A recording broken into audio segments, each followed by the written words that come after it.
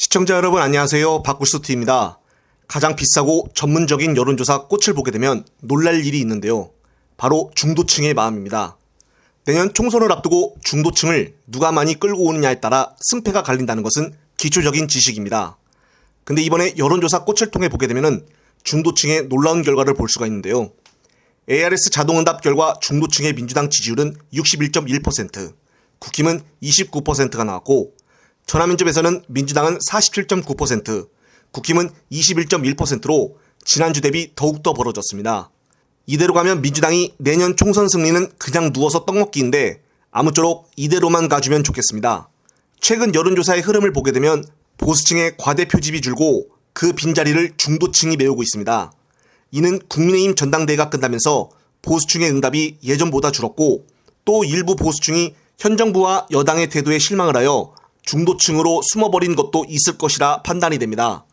그것을 감안하더라도 현재의 여론 동향은 정부와 여당에 굉장히 위험하다고 느껴지는데요. 현재 정부와 여당의 지지층은 보수 성향의 대구 경북 출신 노년층이라는 교집합을 이루고 있습니다. 이런 교집합이 형성이 되고 고착화가 되면 외연 확장은 불가능해진다는 단점이 있죠.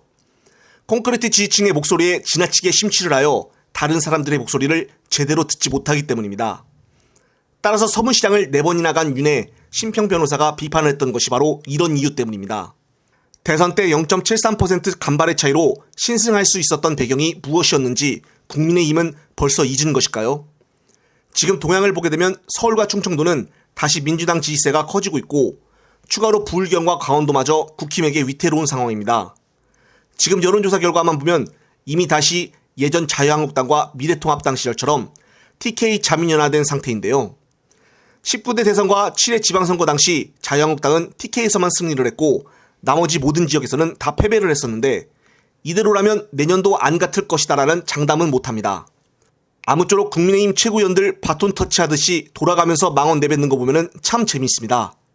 요즘 민주당 당내에서도 지지율이 워낙 높아지자 이재명 대표에 대한 사퇴 발언도 쏙 들어갔는데요.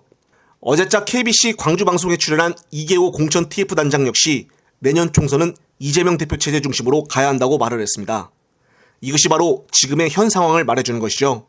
마지막으로 오늘 11시에 대출금리 부담 완화 입법 간담회에서 발언을 한 이재명 대표의 인사말을 끝으로 이번 영상 마무리하겠습니다. 대출 문제, 부채 문제가 앞으로 매우 심각한 우리 사회의 문제가 될 것이다 라고 생각됩니다. 그리고 현재도 엄청난 규모의 대출 그리고 또 매우 높은 금리 때문에 현재도 부담이 상당히 크다라는 점은 명확한 것 같습니다. 정부 여당뿐만 아니라 우리 야당 입장에서도 필요한 대책을 만들어 내려고 최선을 다하고 있다는 말씀드립니다. 이 전세보증금을 포함하면 가계부채가 무려 3,000조 원이라는 조사가 있습니다. 자영업자 부채는 1,020조 원. 이 부채 폭탄이라고 보통 부리는데 지금 현재 이 부채 폭탄의 시침이 째깍째깍 계속 소리가 커지고 있습니다.